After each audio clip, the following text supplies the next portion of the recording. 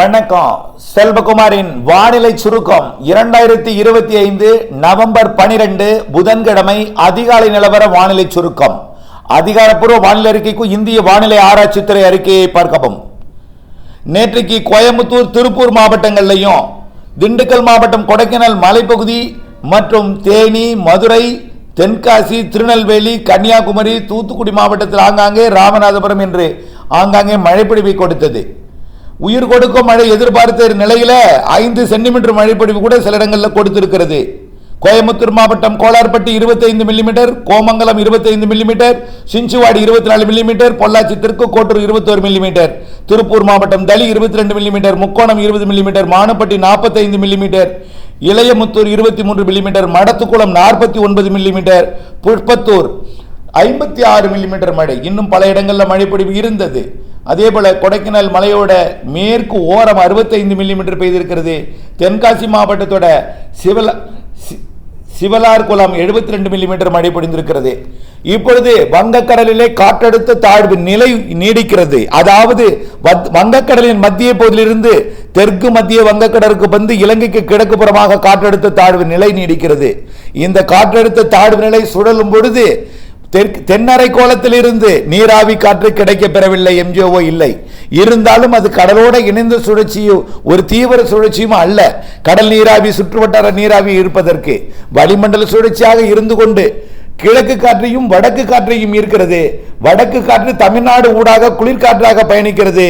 கிழக்கு காற்று இலங்கையில் ஏறுகிறது. வடக்கு காற்று தமிழ்நாட்டில் நுழைவது குளிரை கொடுக்கிறது, பனிப்பொழிவை கொடுக்கிறது. இந்த குளிர்காற்றுக்கு வெப்பம் தேவை. மதியத்தில் டெல்டாவின் தெற்கு பகுதி, தென்கடலோரத்தில் ஆங்காங்கே மழை இருக்கும். மதியத்தில் வட உள்பகுதிகளில் ஓரிடங்களில் இருக்கலாம், பெரிய மழை இருக்காது. டெல்டாவிலையும் டெல்டாவின் தெற்கு பகுதி, குறிப்பாக புதுக்கோட்டை மற்றும் அப்படியே கன்னியாகுமரி வரைக்கும் கடலோர பகுதிகளில் மதியம் லேசான மழை இருக்கும். ஒரு 3-2 என்ற அளவிலே இருக்கும். 5 சென்டிமீட்டர் வரைக்கும் கூட ஒரு இடங்களில் பெய்யலாம். ஆனால் இது ஒரு பெரிய மழையாக இருக்காது.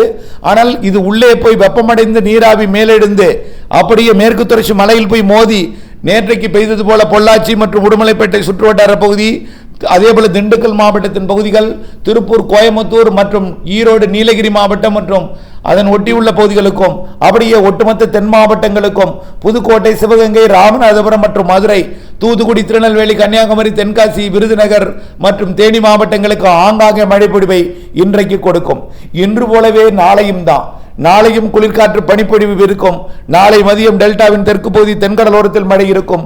இன்று போலவே நாளை 13ஆம் தேதியும் தென் மாவட்டங்களுக்கும், தென் மாவட்ட மேற்கு தொடர்ச்சி மலைக்கும், அதே போல பொள்ளாச்சி, திருப்பூர் உள்ளிட்ட திண்டுக்கல் உள்ளிட்ட பகுதிகளுக்கும் ஆங்காங்கே மழைப்பொழிவை நீலகிரி, கோயம்புத்தூர் வரைக்கும் கொடுக்கும். ஆனால் இந்த மழைப்பொழிவு உயிர் கொடுக்கும் மழையாக இருக்கும் என்று எதிர்பாருங்கள். 5 சென்டிமீட்டர் வரை கூட சில இடங்களில் பெய்யலாம். ஆனால் ஒதுக்குதலும் இருக்கும். உயிர் கொடுக்கும் மழை உறுதியாக இருக்கும். 12, 13 எதிர்பார்த்த மழை இன்றைக்கும் நாளைக்கும் கிடைக்க போகிறது. 14ஆம் தேதி என்ன ஆகும் பார்த்தீங்கன்னா, 14ஆம் தேதி இந்த காற்று சுழற்சி மேற்கு நோக்கி நகர்ந்துடும். இதனால கேரளாவில் மட்டும் மழைப்பொழிவை கொடுக்கும். 15ஆம் தேதி இடைவெளி. ஆக இந்த நிகழ்வு வரக்கூடிய அதாவது இன்றைக்கும் நாளைக்கும் 12, 13 கொடுத்து 14ஆம் தேதி அது விலகிய பிறகு 15ஆம் தேதி சனிக்கிழமை இடைவெளி கொடுக்கும். 16ஆம் தேதி அதிகாலை வரை இடைவெளி கொடுத்திருக்கோம். 16ஆம் தேதி அடுத்த நிகழ்வு காற்றழுத்த தாழ்வு பகுதி நெருங்குகிறது. அது இலங்கை அருகே வந்து அமைய இருக்கிறது. அதனால முதல் மழை 16ஆம் தேதி ஞாயிற்றுக்கிழமை காலை வேதாரண்யம், கோடியக்கரை முனையில் மழைப்பொழிவை தொடக்கம். அடுத்தது ராமேஸ்வரம் பகுதியில் தொடக்கம். அடுத்து தூத்துக்குடி பகுதியில் தொடக்கம். அதுக்கு முன்னாடி இலங்கையில் பெய்து கொண்டிருக்கும்.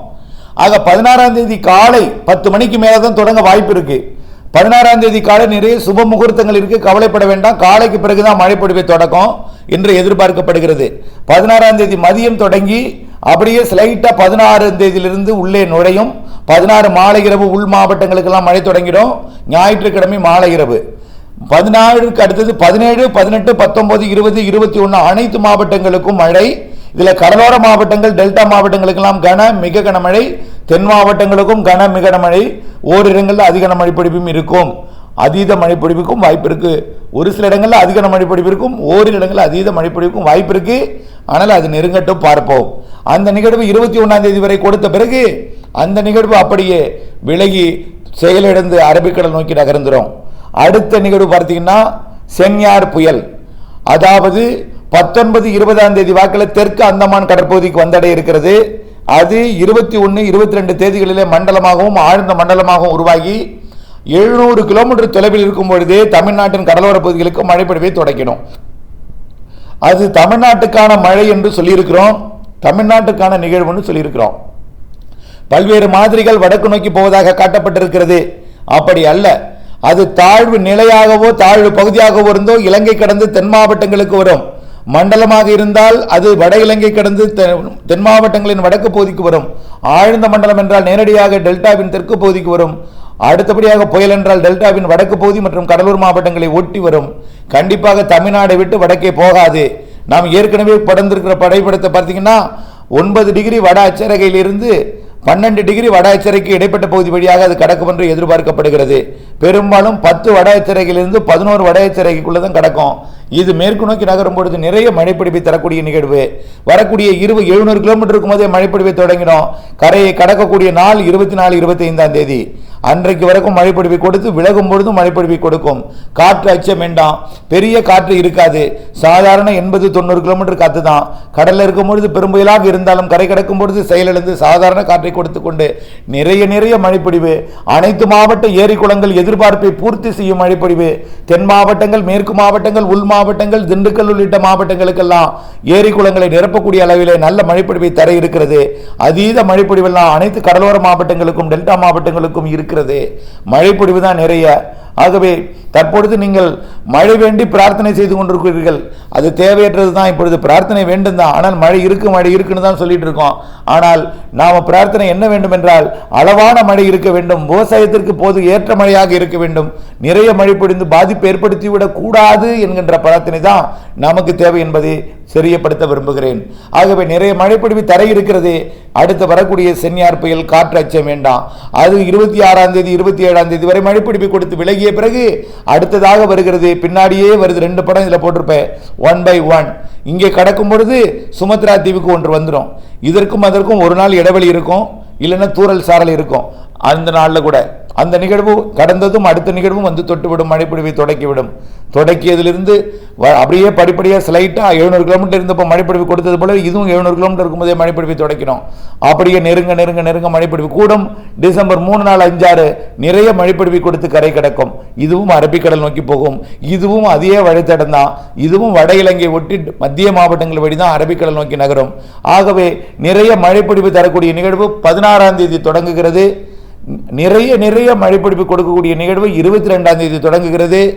22லிருந்து 2 நிகழ்வு டிசம்பர் 7க்குள் ஒரு 15 நாட்களுக்கு நிறைய மழைப்பிடிப்பு மழைப்பிடிப்பாக தரக்கூடிய 2 நிகழ்வு வர இருக்கிறது என்பதை அறிந்து வானிலை ஆய்வறிக்கையுடன் இணைந்திருந்து வானிலை இருந்து விவசாயம் செய்திட அன்போடு கேட்டுக்கொள்கிறேன். நன்றி.